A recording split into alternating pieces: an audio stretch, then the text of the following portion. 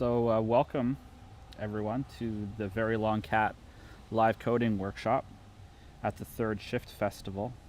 My name is David Ogborn, and I'm sitting in my backyard here in Dundas, outside of Hamilton, Ontario.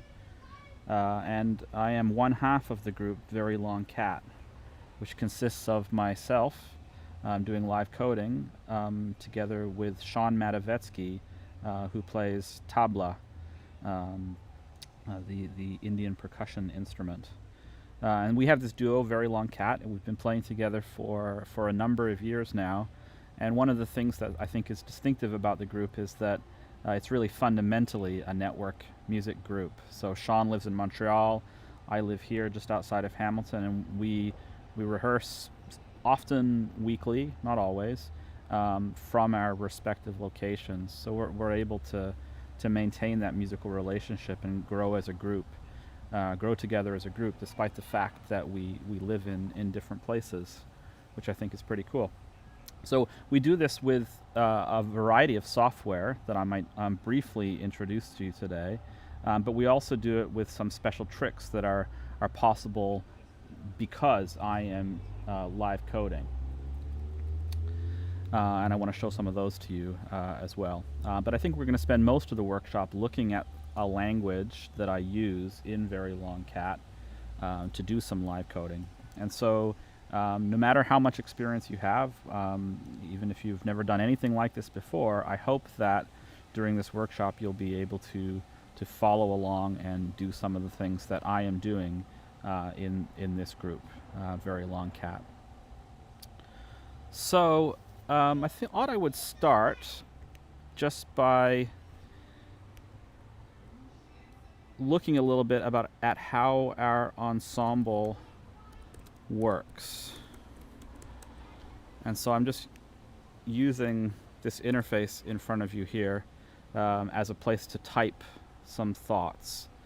So we have Sean in Montreal, and we have myself here in Hamilton, and we're both using this software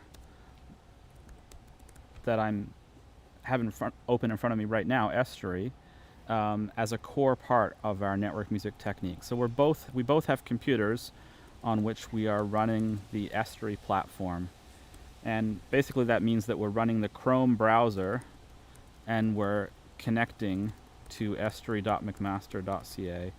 And what Estuary is a platform for collaborative live coding. And what it lets us do in this group is it lets me write code that makes sound and visuals, and that code runs in both places.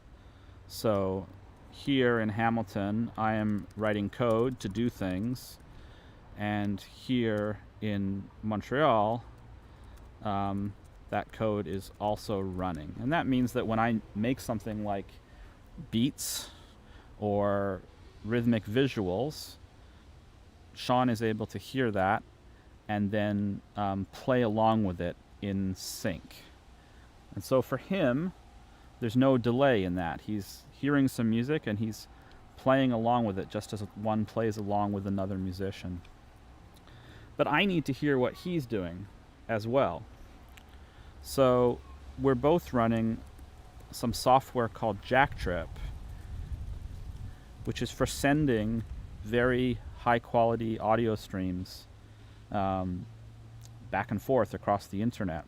It's not the most user-friendly software in the world, but it's very useful once you can get used to working with it. And so we're using Jacktrip so that Sean can send audio from Montreal to Hamilton. And from my perspective here in Hamilton, I'm using Jacktrip to receive audio from Sean. So there's a latency or a delay when audio is sent from one place to another. Even if we were to stretch out a really long microphone cable from Montreal to Hamilton, there would be a very tiny delay because of electricity traveling at the speed of light. But when the way that we're getting the signal from point A to point B is networking technologies and the internet. There's an even bigger delay as it goes through all of the signal goes through all of the little devices between Montreal and Hamilton. So that delay is, if we didn't do anything special, it would not be conducive to making music together. So what we do is that I listen to what I get from Sean right away. But what I get out of the Estuary platform, my own sound, as it were, I listen to this with a delay. In practice, the delay is about anywhere between 100 or anywhere between 50 and 200 milliseconds.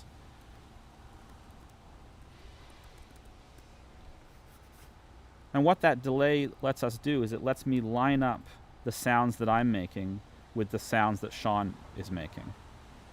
And so the long and short of it is at the end that we're both hearing things lined up in the same way.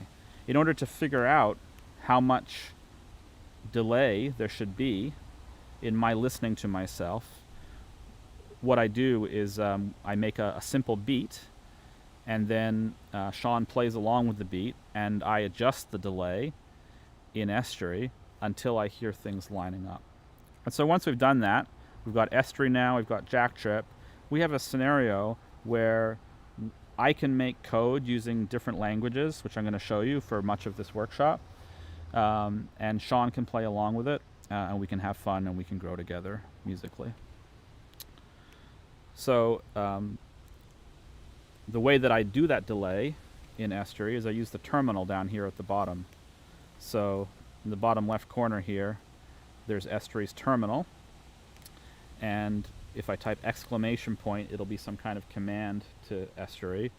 And if I type the command delay, and then I give some number, like let's say 0.15 for 0.15 seconds, 150 milliseconds, everything I hear from Estuary will now be delayed by 150 milliseconds. So we've been talking a bit about Estuary without really properly introducing it. So I want to back up then and do that for you. So if I take my Chrome browser and I go to estuary.mcmaster.ca, I'll type it here to make it a little bit clearer. If I go to estuary.mcmaster.ca, I'm going to do that now. What I will get will be the welcome page of the Estuary platform. And so this is a platform for collaborative live coding in the web browser, created as part of research at McMaster University, where I work. And Estuary has a couple of distinctive features. One is that it's strongly meant for collaboration, as you see in a group like Very Long Cat, but in a few other groups as well. In other words, it's a platform that's really meant to let people do live coding together on the internet. But it has a couple of other distinctive features, which are that it's not just collaborative live coding, but it's collaborative live coding in multiple different programming languages. So I clicked on Solo a second ago, and I get a kind of default Estuary interface for live coding here. And if I click on any of these boxes where it says mini title currently, what I'll see will be a list of different languages. And I could pick another language. Today I'm going to talk a lot about punctual, but I could pick any of these other languages as well. And you can see that I can mix and match the languages. Maybe up here I can be live coding in one language, and down here I can be live coding in another language. That's useful even as a solo live coder. Like for me in Very Long Cat, I tend to use the language mini title to make beats and rhythms, while at the same time I tend to use punctual to do the graphics and to make more continuous sounds, as we'll see in a second, I hope. But if it's useful for an individual live coder, I think it's even more useful in groups and in collaborative live coding, because it allows each person to choose the language that maybe they're most comfortable with, or that most suits their immediate purpose. And I think that really enables and makes collaboration much more likely, lowers the barrier to collaboration, which is always a good thing. So, I should also just mention that the platform aims to be multilingual in other senses too. And so up here on the right, you see a language drop down, and we can pick different languages, and that will change some of the interface things into different natural languages. You also notice around the same place this theme setting, and we can use that to change the appearance of the platform between a certain number of presets. Let's go with the dark one for now.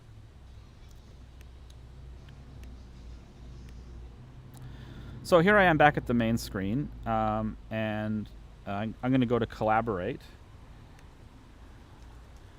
And if I go to Collaborate, I get a list of some ensembles that are using Estuary, have been using Estuary recently. And I could create a new ensemble, or I could click on an existing ensemble, and I'm asked to enter a username and a password. I won't tell you our super secret, very long cat password.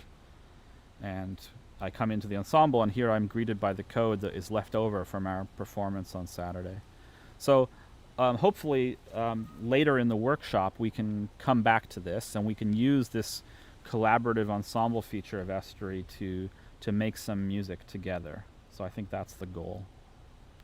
But for the time being, I think it's probably better if we all just follow along and work separately. So I'm going to try and show you some things, mostly in punctual, for the next little while.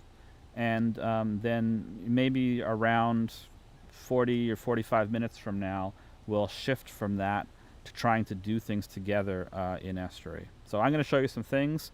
I recommend using the Chrome browser or Chromium or Opera. They're all kind of based on the same thing, to connect to estuary.mcmaster.ca, to click on solo mode, and there you'll be able to try the things that we're going to do.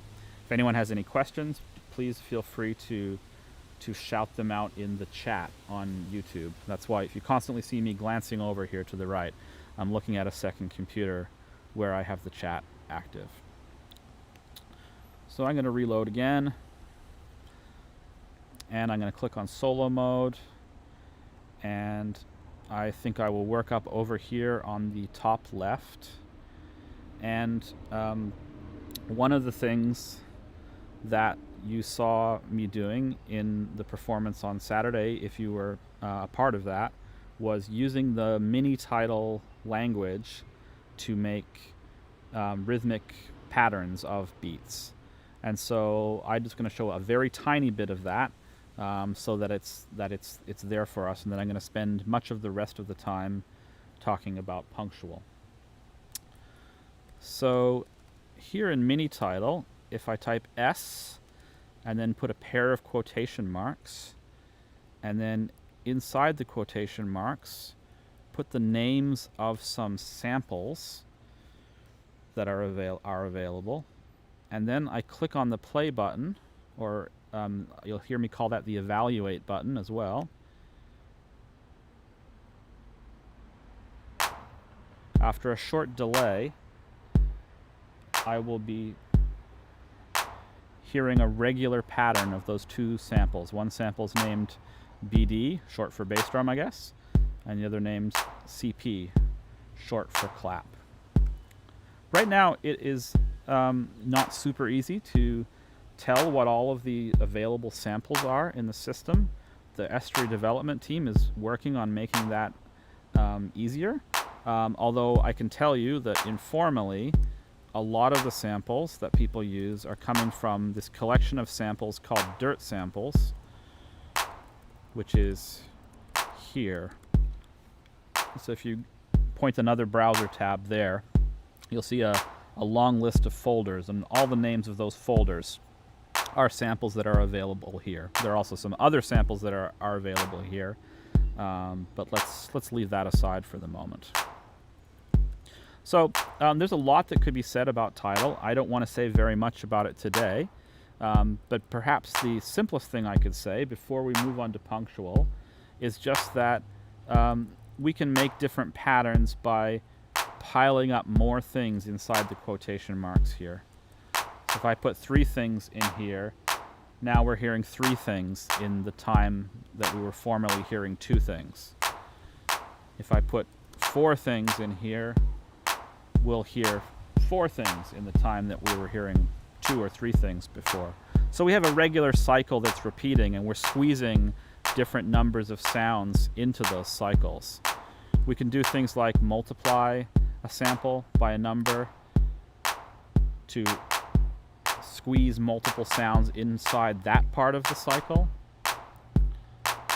We can do things like make it quieter.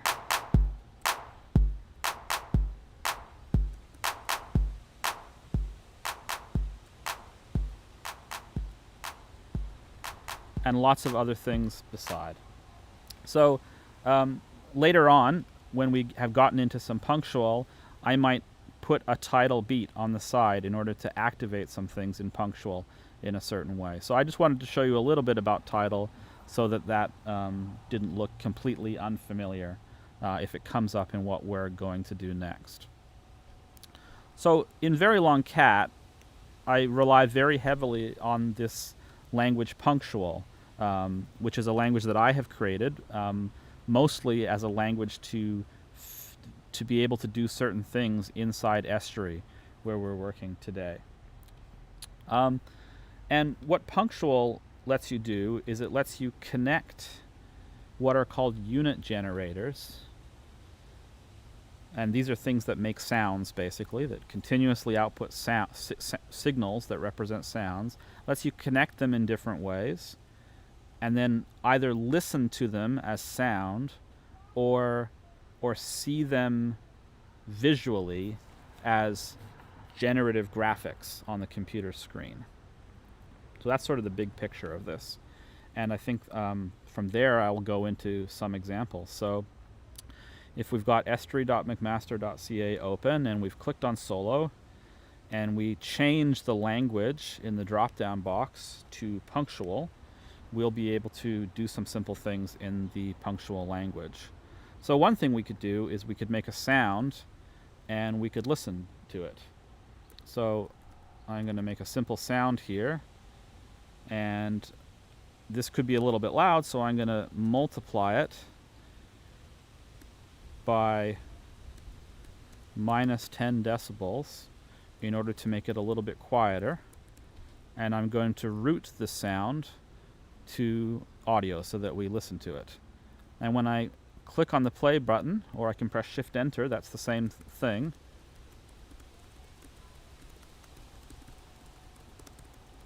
I usually press Shift Enter. After a delay, we'll hear that slightly annoying constant tone.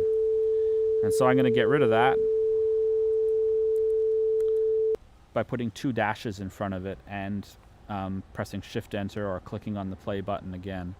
So the 2 dashes that you saw me use there, that's just a comment in this language. When we put 2 dashes somewhere on a line, everything from there to the end of that line is ignored by the computer. We still see it, but Estuary doesn't see it for the purpose of rendering sound or visuals.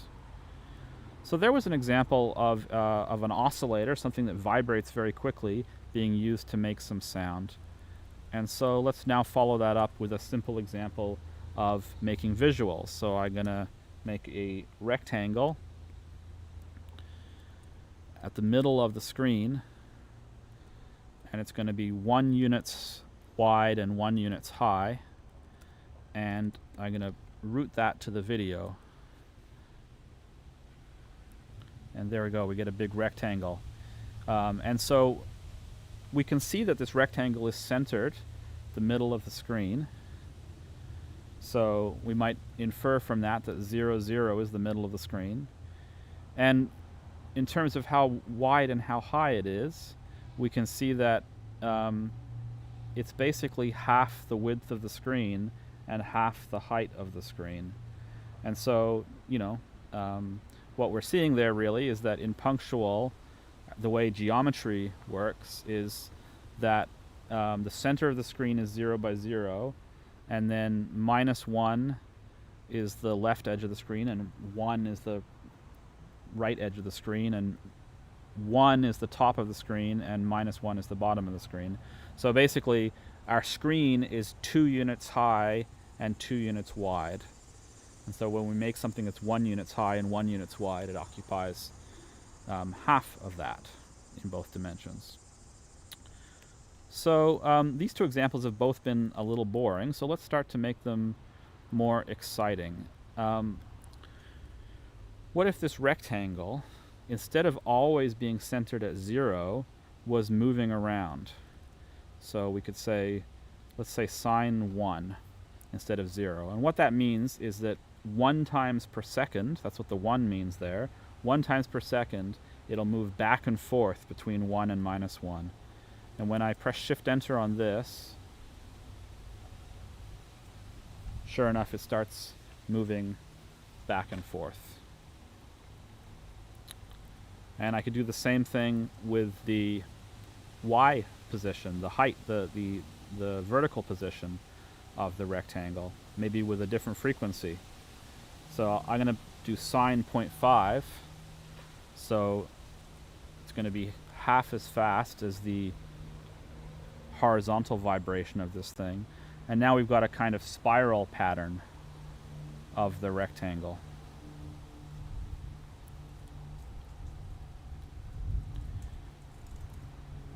I'm going to make the rectangle a little bit smaller, make it 0.1 units high and 0.1 units wide. I really like making things small, or not, making them not occupy the whole screen, because I think it makes it a little bit easier to look at. So I think it's very easy with these kind of tools to make graphics that are overwhelming and that are very, very flickery or very fast or very bright. And just making things smaller is one way to mitigate that and bring something down to a more human scale.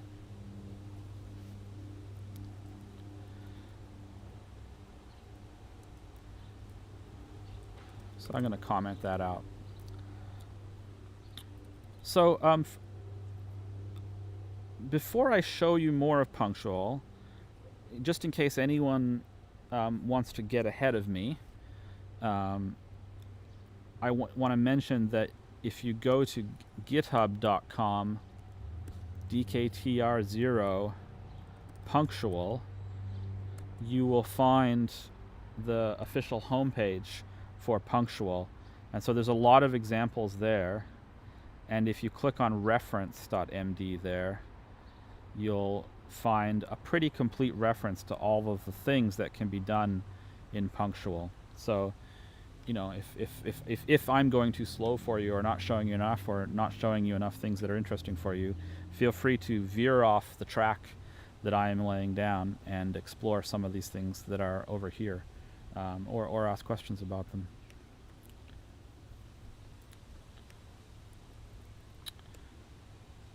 Okay, so we've seen making some simple sounds, we've seen making some simple graphics. Let's go one step further now and make some sounds that are not so simple and some graphics that are not so simple. So I'm going to go back to an empty Punctual window here, and I'm going to make a chord, make a nice sounding chord, using basically the same techniques that I used in the performance on Saturday. And I'll build it up step by step.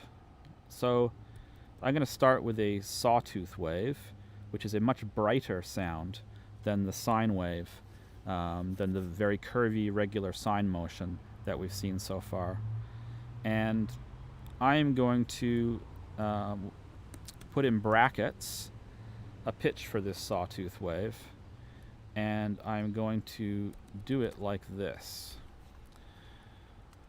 And so basically the expression in brackets, MIDI CPS 24, what that means is it's taking MIDI note number 24, which is a low C for any musicians in the audience, and it's finding the frequency that corresponds to that note, and then it's using that as the frequency for this sawtooth oscillator.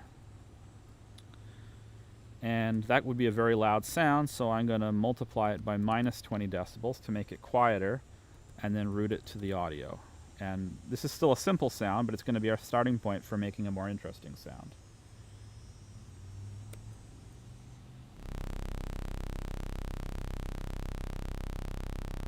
So it's kind of a deep, really bassy, really synthetic sounding tone.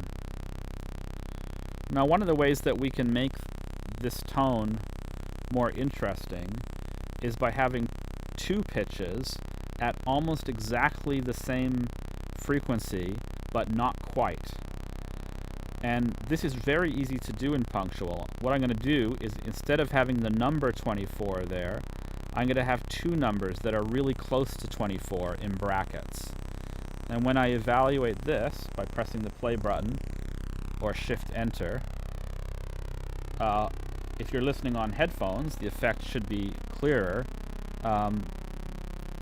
These two sounds that are not quite at the same pitch are interacting with each other. We're getting a more complex sensation. Let's try that same thing, but higher up. So I'm going to make MIDI note 60 instead.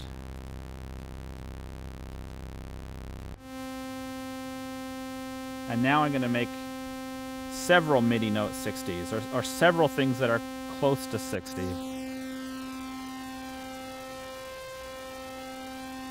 I'm going to try a little bit further away.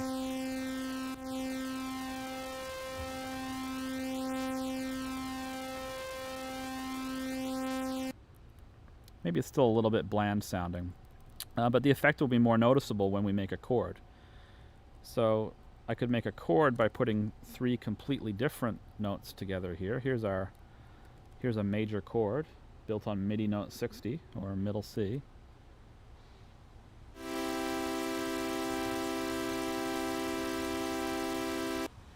And so that chord sounds like a major chord, sounds happy, right? But it also sounds very synthetic. So I'm going to add three more notes to it. I'm going to add those same notes, but slightly out of tune.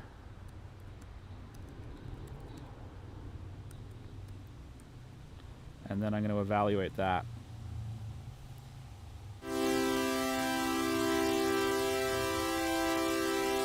And I think that's a much nicer sound than what we had a second ago.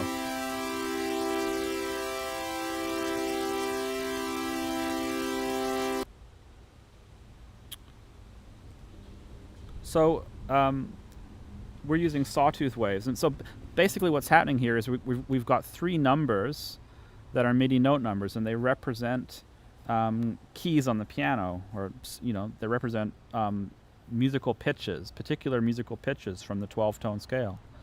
And MIDI CPS is taking those 6 MIDI note numbers and it's converting them to numbers that are frequencies. And then Sawtooth, or Saw, is taking those 6 numbers and it's converting them into signals that are representing the position of loudspeakers, so they're representing the vibrations that ultimately arrive at our ears if we're listening to this. So when we started, we had one number there, and that meant that would mean in punctual that MIDI CPS would also be one number, and saw of that would also be one number. And so when we changed that for these 6 numbers, that multi-channel, that 6ness of that would carry through. So MIDI CPS would now be giving us 6 numbers, and saw of that would be giving us 6 signals. When we take those 6 signals and we multiply them by minus 20 dB, they get smaller. And then when we route them to the audio, what we're doing is we're sending six different streams of sound to the audio. And the way that punctual works, whenever you send many streams of audio to the audio, what it does is it equally distributes them over the stereo field. So you would hear this first one on the far left if you've got your headphones on the right way around. And you would hear this last one on the far right if you have your headphones on the right way around. It would be the other way around if you had your headphones on the wrong way around. And it would be no big deal, of course. And then the ones that are more like 67 that are in the middle here, those would be kind of in the middle, and the other ones would be in between those positions. So that's a feature of punctual that I really like, this ability to make sounds that are different numbers of channels, but then have them spread over the space in which we're listening. So this sound still sounds quite synthetic. It sounds really bright because it's a sawtooth wave. So let's do one more thing to it, which is to make it a bit darker by filtering it. If you've ever used filters on a camera, and I don't mean so much the filters that you do in software afterwards, but like the filters that you stick in front of the lens on a camera. You think about what those filters do, is they basically don't allow certain frequencies of light to make their way into the camera. And by not allowing certain frequencies to make their way into the camera, it changes what we perceive as the color of the image that we see. Well, we can do the same thing with sound, and so there are filters in punctual for just that purpose as well. So LPF is a low-pass filter. It's a filter that only allows lower frequencies to come through. In other words, it's a frequency that doesn't allow higher frequencies to come through, and so it makes the sound darker. So I'm going to put LPF in front of that there, and I'm going to put extra brackets around the sawtooth wave part. And now I have to provide some additional numbers after LPF. I have to provide a cutoff frequency and a quality value, or Q value. And let's not talk about the Q value too much. Let's just say that 1 is a good value for that. But the cutoff frequency is interesting. If we make the cutoff frequency higher, more frequencies will come through and the sound will sound brighter. If we make the cutoff frequency lower, fewer frequencies will come through and it will sound darker. So here it is what it is with 1000 as our cutoff frequency. And you can probably hear that it's darker than what we were hearing before. If I make this more like 200, it'll be darker again.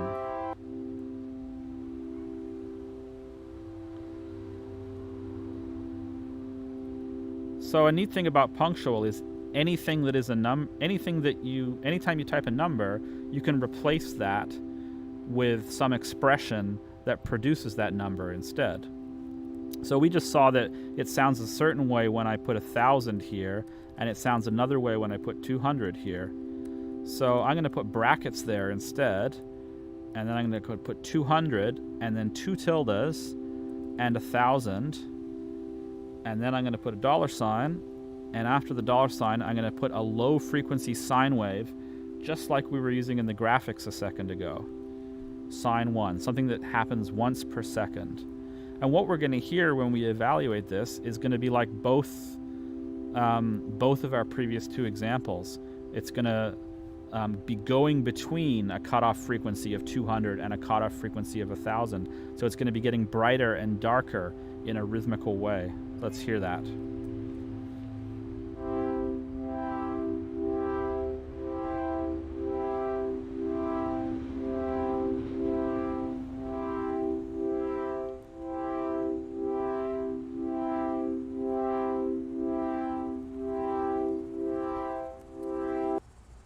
So I'm going to bring back our visual example here.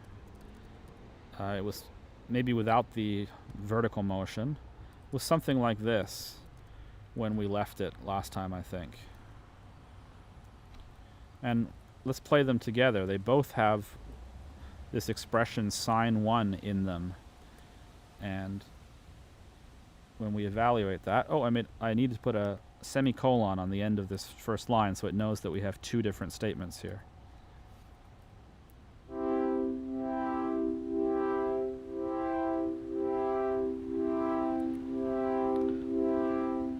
So now I've made a very simple form of audio-visual synchronization by having the audio change, something about the audio changes driven by this 1 Hz sine oscillator, and something about the visuals also change, driven by that same expression. So that there's really sort of two big approaches, I think, to getting audiovisual synchronization and punctual, and this is one of them. Before we get to the other one, I want to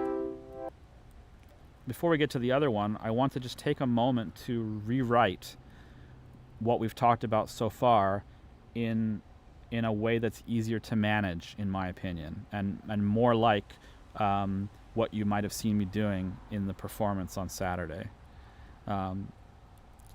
So one thing that we can do right away is this expression sine 1 that's controlling how that filter is moving and controlling how the rectangle is moving.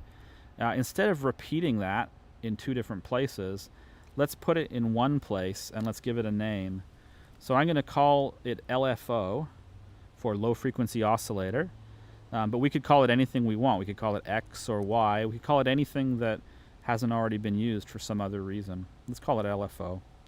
And I'm going to put these backward arrows here, the less than sign twice in a row, and I'm going to put the expression sine 1 there and a semicolon. And now everywhere I had sine 1, instead of having that, I can have LFO. And it's going to work exactly the same way as it did before. It's going to give us the same results. But what's really great about this now is if we're live coding and experimenting, now we can change things in one place and see the results in the visuals and also hear the results in the audio at the same time.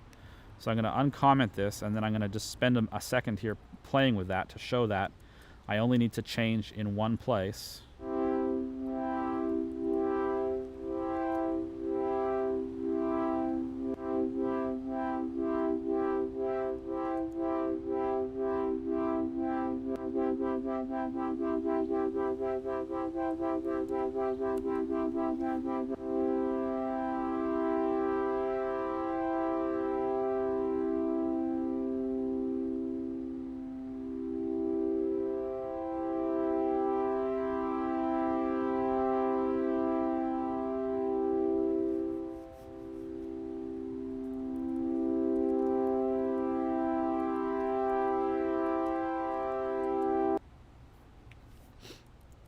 So that's super useful.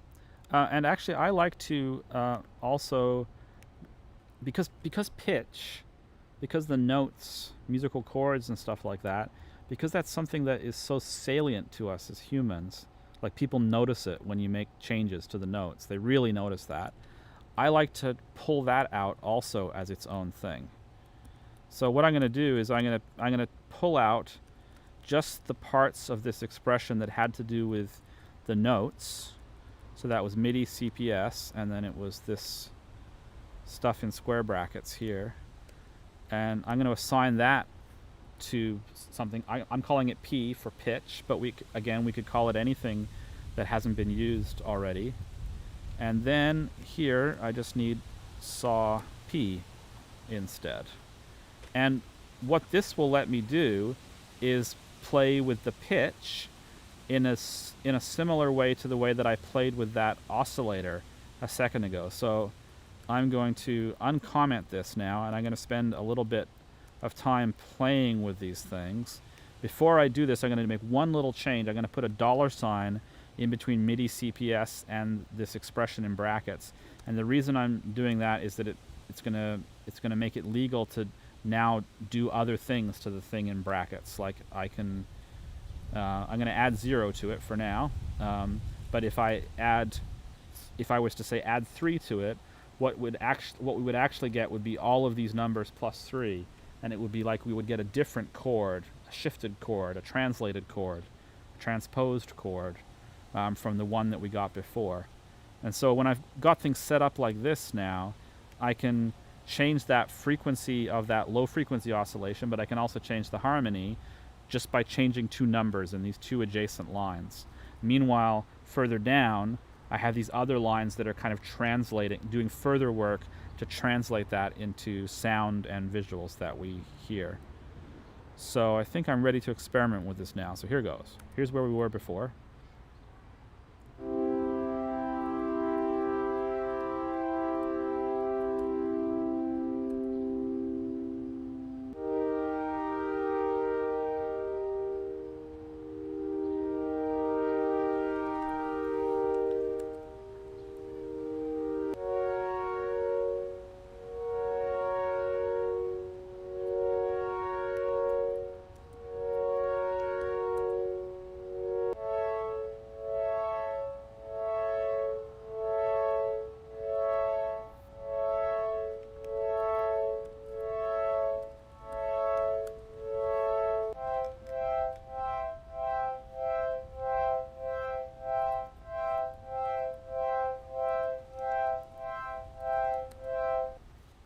So I think the one thing that was missing from that example in terms of really being okay as music is the fact that whenever I made those little changes to those numbers, there was a discontinuity.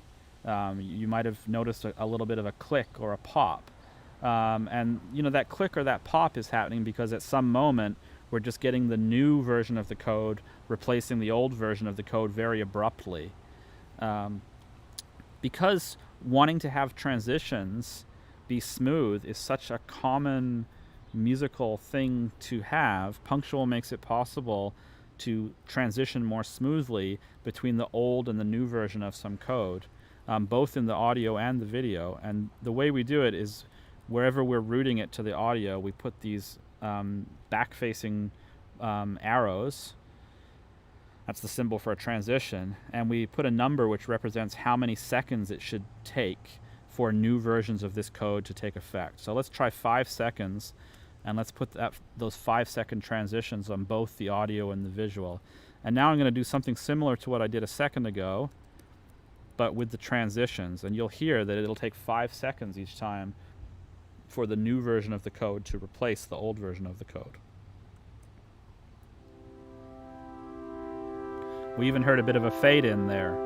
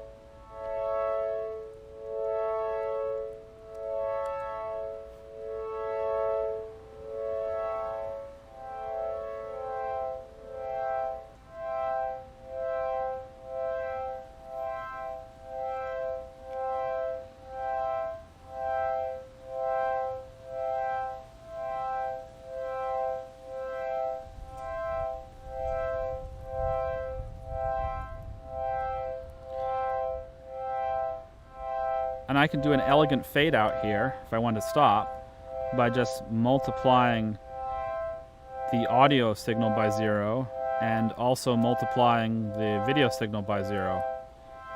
And over 5 seconds, both of them should fade to silence and invisibility.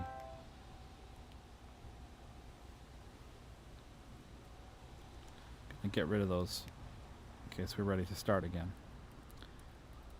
So something like that was how I was using Punctual to make pretty chords during the performance on Saturday. So what I want to do now, maybe with the last 10 minutes before we try to do something together online, is just take things a little bit further with the visuals.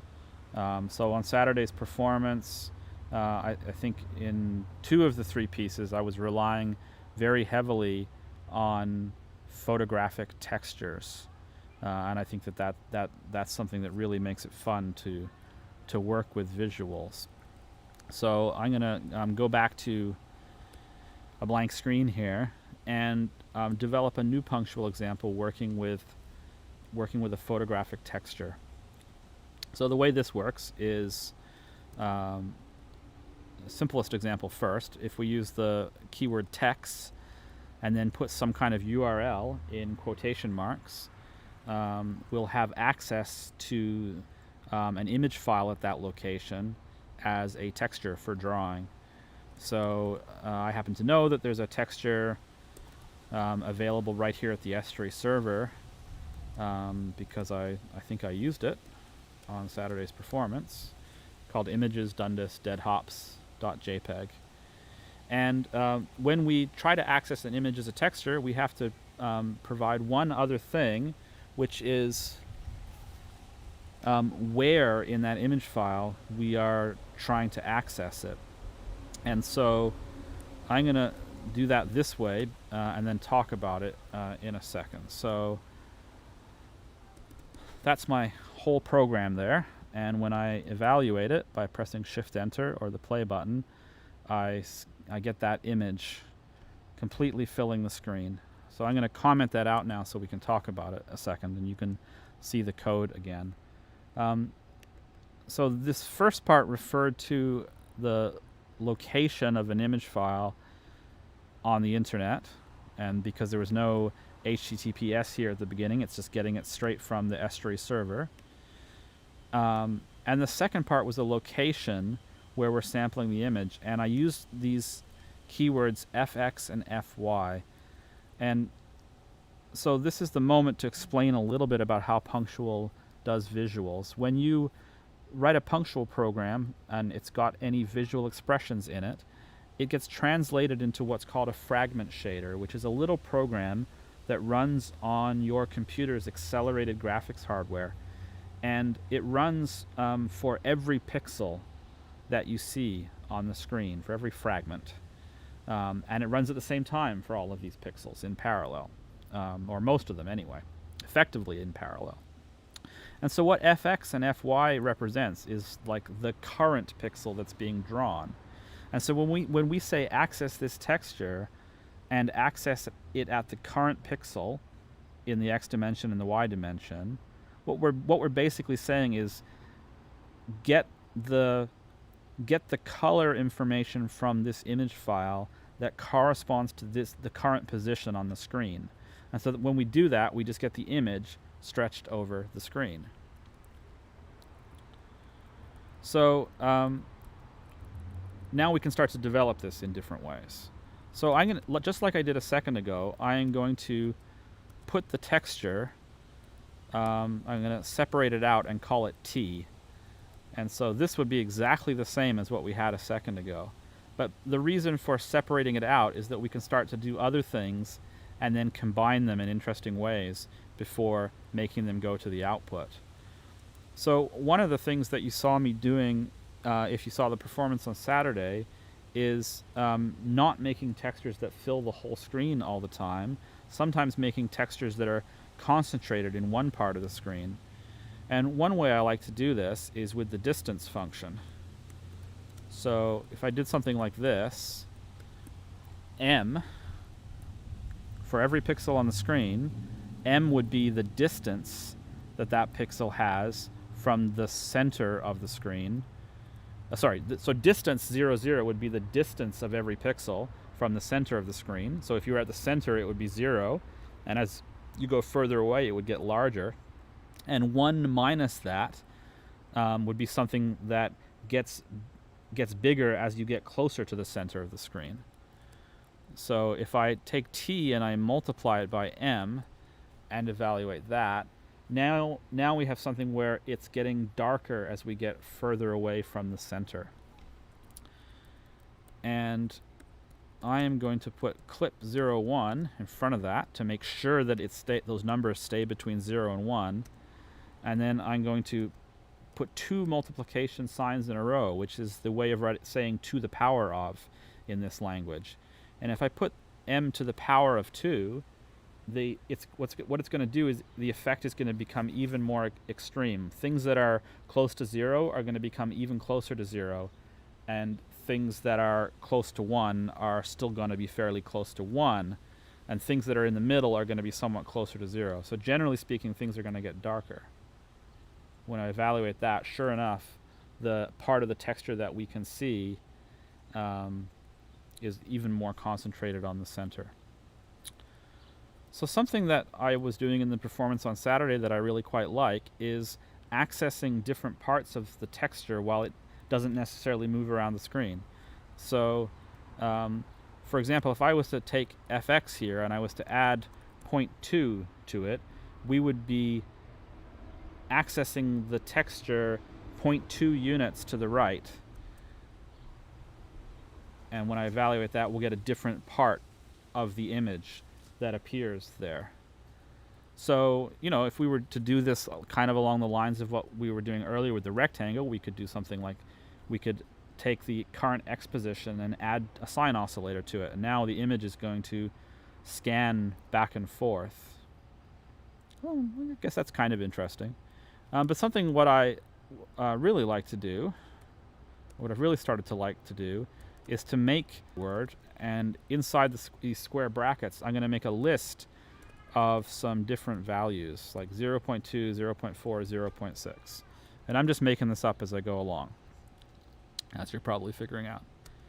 And then I'm going to use the LF saw keyword to drive this with a low frequency saw wave, let's say 0.25 times per second.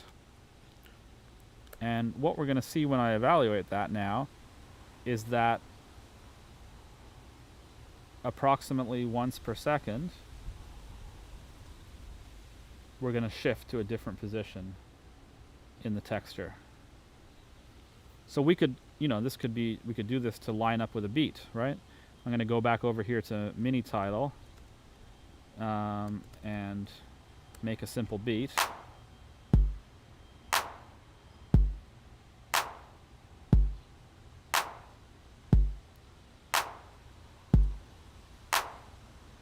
So if we think a little bit about Very Long Cat, I'm often making beats.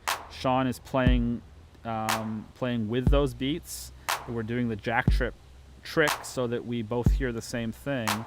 And now if I also put those rhythms in the visuals in some way, it's like there's another alignment that's taking place. It's kind of cool.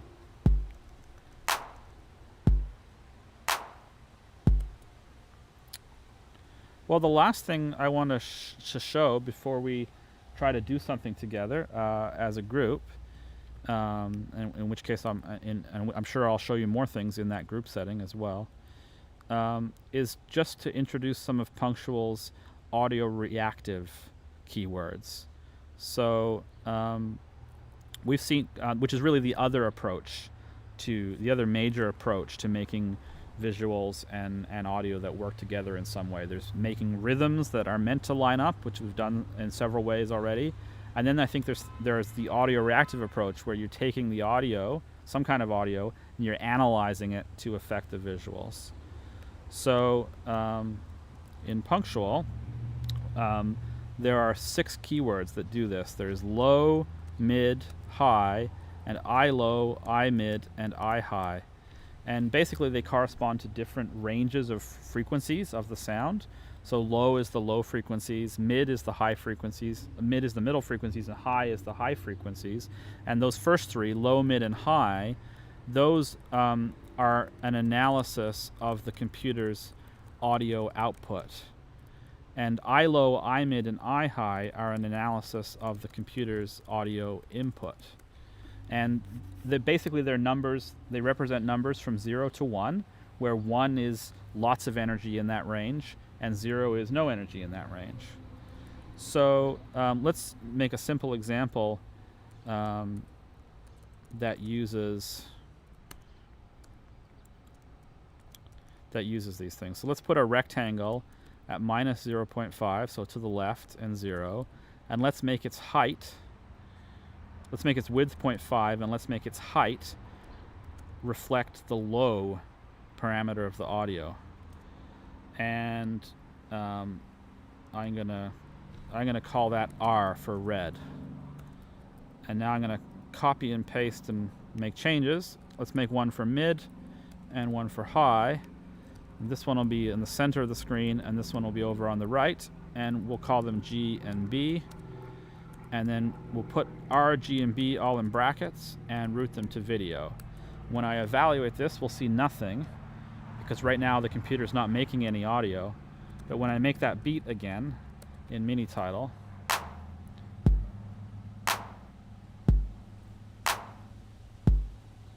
now we've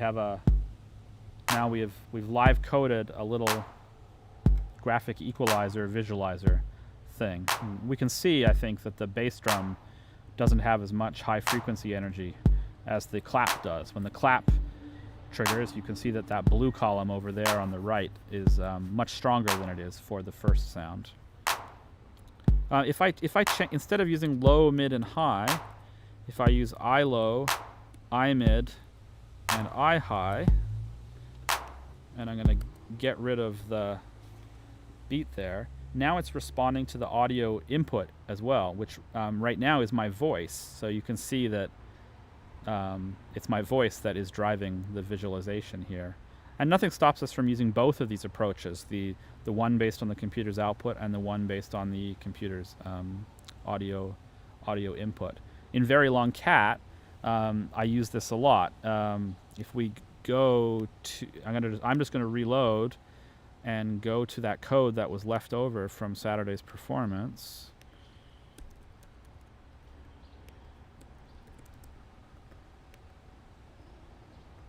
And here at the top, we see some expressions. So here's one that's accessing the computer's audio input. Here's one that's also accessing the computer's audio input. And what I'm doing is I'm making those signals bigger and then just cutting them off if they're below a certain level. And I'm assigning those to tableau low and tableau high. And then in the rest of the code, I'm using tableau low and tableau high.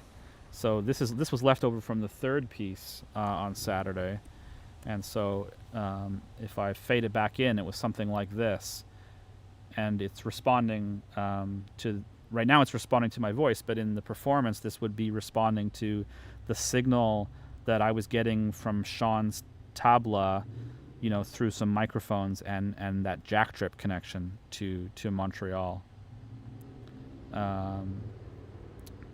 So, I can do things perhaps like sing, or like if I go, ah,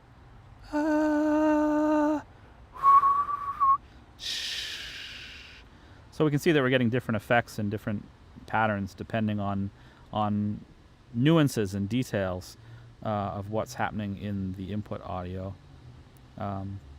So that's a bit of an introduction to Punctual, with a little bit of an emphasis on making visuals that work together with audio in two ways. One, by making visuals that are driven by oscillators or rhythmic patterns, and so line up with audio in that way. And the second way that I just showed you, making visuals that have incorporate an analysis of the real-time audio in them, and so line up in that way. So we can have a lot of fun doing that in a collaborative environment like Estuary with the language Punctual. So that's what I want to do now with whoever is up for it, is move over to the Estuary platform, to a new collaborative ensemble. What we all need to do